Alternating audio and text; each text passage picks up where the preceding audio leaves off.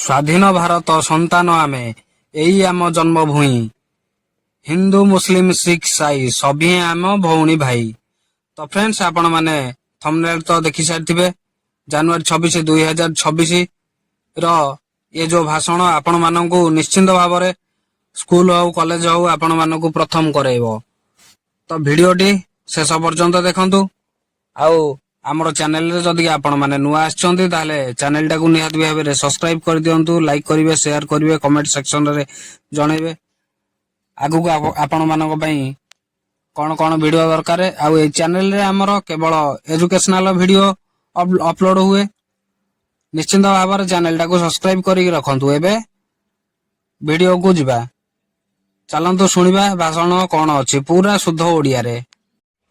ସମ୍ମାନୀୟ ସଭାପତି ମହୋଦୟ, ପୂଜାସ୍ପଦ ଗୁରୁଜୀ ଓ ଗୁରୁମା ବୃନ୍ଦ ଏବଂ ଉପସ୍ଥିତ ମୋର ଛୋଟ ବଡ଼ ଭାଇ ଓ ଭଉଣୀ ଓ ମୋର ସହପାଠୀଗଣ, ଆଜି ଏହି ପବିତ୍ର ସାଧାରଣତନ୍ତ୍ର ଦିବସ ଉପଲକ୍ଷେ ମୋତେ କିଛି କହିବାର ସୁଯୋଗ ମିଳିଥିବାରୁ ମୁଁ ନିଜକୁ ଧନ୍ୟ ମନେ କରୁଛି।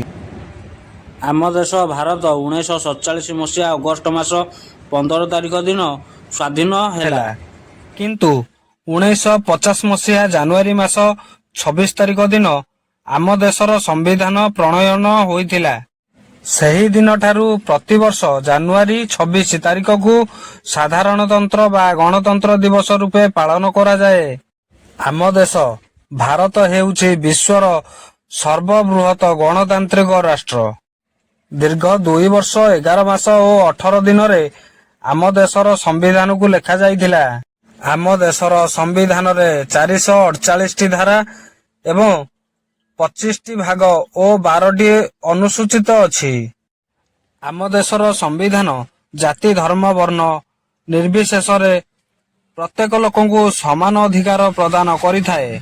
ଆମ ଦେଶର ସମ୍ବିଧାନ ସମ୍ମାନ ରକ୍ଷା କରିବା ଆମର କର୍ତ୍ତବ୍ୟ। ମୁଁ ଏତିକି କହି ମୋର ବକ୍ତବ୍ୟ ସମାପ୍ତ କରୁଛି। ଜୟ ହିନ୍ଦ, ଜୟ ଭାରତ। ଲାଷ୍ଟକୁ ମୁଁ ପଦିଏ କଥା କହିବି। ହିନ୍ଦୁ ମୁସଲିମ ଶିଖ ସାଇ ଆମେ ସବୁ ଭାଇ ଭାଇ। ସର୍ବପ୍ରଥମେ ଆମ ସମ୍ବିଧାନ ଏହା ଦେଇଛି ଆମକୁ ଜଣେଇ। ମୁଁ ଆଶା କରୁଛି ଏ ଭିଡିଓଟି ମୋର ଆପଣମାନଙ୍କୁ ଭଲ ଲାଗିଥିବ। ଯଦି ଆପଣମାନଙ୍କୁ ନିଶ୍ଚିତ ଭାବରେ ଭଲ ଲାଗିଥିବ ତାହେଲେ ଭିଡିଓଟିକି ନିଶ୍ଚିତ ଭାବରେ ଲାଇକ୍ ଗୋଟେ କରିଦେବେ, କମେଣ୍ଟ କରିବେ ଆଉ ସବସ୍କ୍ରାଇବ କରିବାକୁ ଜମା ବି ଭୁଲିବେନି। ଏମିତି ନୂଆ ନୂଆ ଭିଡିଓ ଆମ ଚ୍ୟାନେଲରେ ଆସିବ।